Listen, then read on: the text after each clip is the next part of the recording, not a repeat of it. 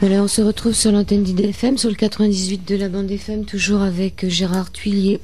Guillaume Thuillier. Guillaume Thuillier, il m'a complètement déboussolé. Il a une bonne nouvelle quand même, très très bonne nouvelle. Ah oui, bah c'est en fait quand je suis passé sur Direct 8, j'ai eu la chance de rencontrer un spécialiste de Nostradamus qui était sur le plateau avec moi, et il a annoncé pour 2026-2027 un nouvel âge d'or pour l'humanité. Donc c'est quelqu'un qui étudie depuis très longtemps les prophéties de Nostradamus, et donc pour cette date-là, 2026-2027, un nouvel âge d'or pour l'humanité. Alors, c'est tout, on ne sait pas si c'est parce que on a remis le compteur à zéro ou si c'est parce que voilà, on ne sait pas. Non, je sais pas, non. Je sais pas. Alors voilà, je voulais enchaîner en fait avec des informations que m'a transmis un ami internaute qui s'appelle Olivier Pujol. Vous pouvez retrouver son e-book donc sur ftanet-tv.com aussi. Moins vite. Ah, excusez-moi. Non, mais le site. C'est fternet-tv.com, donc VTERNET-TV.com. Voilà, VT ERNT-TV.com. Voilà. J'en profite toujours pour saluer les gens que je connais sur Argenteuil, Sartrouville, que je sais qui m'écoutent ce soir, et puis bien sûr tous les internautes avec qui je parle qui m'écoutent aussi. Alors voilà ce que m'a dit Olivier juste avant que je vienne ici à la radio. Alors lui, il étudie en fait le code secret de la Bible. En fait, dans la Bible, il y a des messages cachés. Alors les messages cachés sont les suivants: jumelle tour à la fin des temps, guerre mondiale à la fin des temps, holocauste atomique à la fin des temps, comète terre anéantie 2012 et comète se désintégrera, je la réduirai en poussière 2012. Donc voilà ce que nous dit Olivier. Que des bonnes nouvelles. Que des bonnes nouvelles, voilà. Mais oui, mais c'est vrai que un désagrément atomique, ou c'est la comète, ou même dans la Bible depuis mars, alors si je me souviens bien, je me trompe pas, depuis mars 2009, on est rentré dans une période en fait de difficulté pour l'humanité donc ça s'arrêtera le 21 décembre 2012, avec particulièrement les 45 jours avant cette date-là qui seront encore plus catastrophiques en tout cas pour les gens qui interprètent cette prophétie biblique entre guillemets dans ce sens-là. Voilà.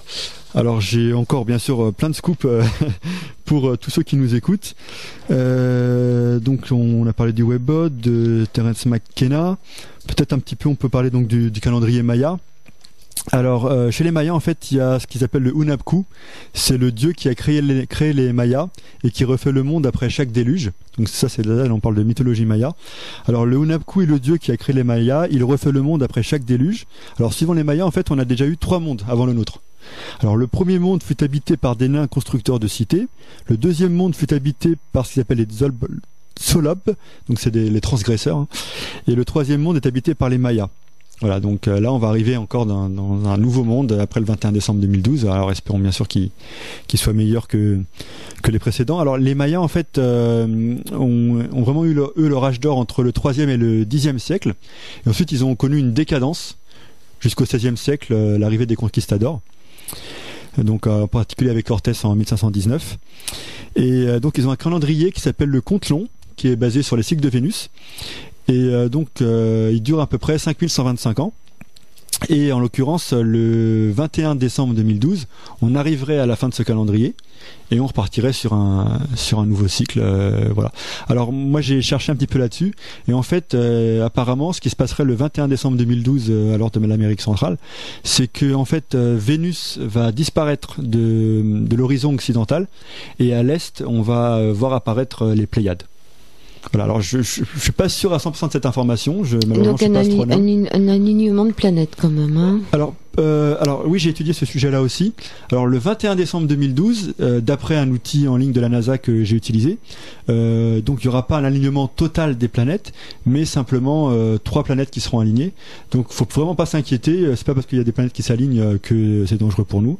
Ça arrive relativement régulièrement que des planètes s'alignent. Voilà. Simplement le 21 décembre 2012, il y aura 3 planètes qui seront alignées. J'en reparlerai peut-être ce soir ou dans une autre émission de manière plus précise.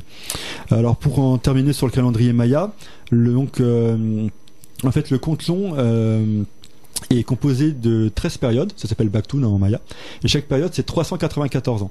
Donc au bout des 13 Baktun, on arrive à la fin du compte long, et donc à ce moment-là, normalement, on change de monde d'après les mayas. Donc en l'occurrence, là, nous on aurait commencé le cycle le 11 août moins 3114, et ce cycle-là s'arrêterait donc le 21 décembre 2012. Voilà, ça c'est le cycle actuel. Et donc aussi voilà, je me suis permis vraiment ce soir, vous me donnez l'occasion vraiment de dire tout ce qu'il y a sur le sujet. Chez les Indiens, chez les hindous aussi. Ah oui, il y a vraiment, on peut en parler très longtemps. Donc là, j'ai, pour ceux qui s'intéressent à Terence McKenna, alors je vais reprendre mes notes. Alors où c'est que j'ai mis ça? Hop, je vais reprendre mes notes. Voilà. Voilà, donc en fait, Terence McKenna est un écrivain et philosophe américain, donc qui est né en 1946 et qui est décédé en l'an 2000. Il s'est fait connaître pour ses spéculations sur des sujets allant du manuscrit de Voynich, les origines de l'espèce humaine ou la théorie de la nouveauté, qui postule que le temps est une vague fractale de nouveautés croissantes qui culminera de manière nette en 2012. On raconte qu'il fut recherché une fois par Interpol pour trafic de drogue. Il s'intéressait à la réalité virtuelle, au technopaganisme, à l'intelligence artificielle, à l'évolution, aux extraterrestres, au culte des ancêtres et à la théorie esthétique. McKenna a confondé Botanical Dimensions, une réserve ethnobotanique à but non lucratif. Il mourut d'une forme très agressive de tumeur du cerveau. Sa plus grande théorie fut celle du singe drogué, présentant la pensée et la culture humaine. À la fin de l'ère glaciaire, dans le nord de l'Afrique, nos ancêtres primates abandonnèrent les frondaisons et vécurent à découvert, récupérant ce qu'ils pouvaient sur leur route. Parmi leur nouvelle nourriture, il y avait des champignons contenant de la psilocybine. C'est un truc hallucinogène. Oui, tout à fait. Substance augmentant l'acuité visuelle. Cela leur permit une domination humaine sur ses proies. McKenna expliqua aussi que la prise de fortes doses génère une augmentation des performances sexuelles. Tout cela a généré des changements et des avantages. McKenna avance même que cela a conduit au développement du langage parlé. Il explique ensuite qu'il y a environ 12 000 ans, les changements climatiques ont supprimé le champignon, ce qui entraîna de nouveaux changements. Cependant, la domination produite par la psilocybine persista. Il a aussi émis la théorie de l'onde de temps zéro, mais bon, on en reparlera plus tard. Et je précise aussi que le corps scientifique n'est pas d'accord avec les théories de Terence McKenna. Mais non, parce que ça voudrait dire qu'on est simplement issus de singes qui ont un peu trop bouffé de champignons hallucinogènes, qui ont appris à parler, à copuler, et que voilà ce qu'on serait. Voilà, c'est ça. C'est la théorie qu'il a dit, effectivement, c'est grâce... donc je répète le mot, c'est un nom très sympa, c'est pas Darwin.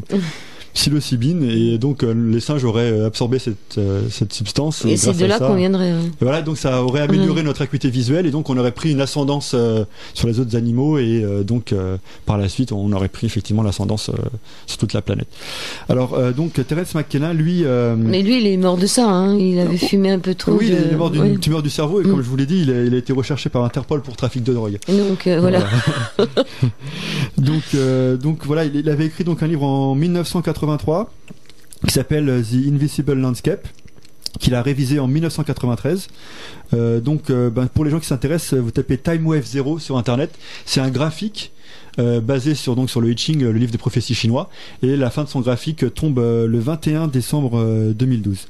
Alors j'ai la chance, c'est vraiment le hasard des choses. Avant de connaître le sujet du 21 décembre 2012, je m'étais intéressé par le passé au I Ching, et j'ai retrouvé chez moi un livre qui s'appelle Méthode pratique de divination chinoise par le I Ching, et j'ai dedans les 64 hexagrammes du I Ching dont s'est servi Terence McKenna. Alors donc comme il s'est servi de ces 64 hexagrammes pour faire son graphique, je me suis dit tiens, je vais le refaire. Étant donné que j'ai retrouvé ce livre avec les 64 hexagrammes, voyons voir si le dernier hexagramme, ce qu'il nous dit. Alors donc je vais aller au 64e hexagramme. Alors c'est lequel, le 64e? Il doit être, il doit être ouvert vers le ciel, non? Alors peut-être je vais expliquer rapidement.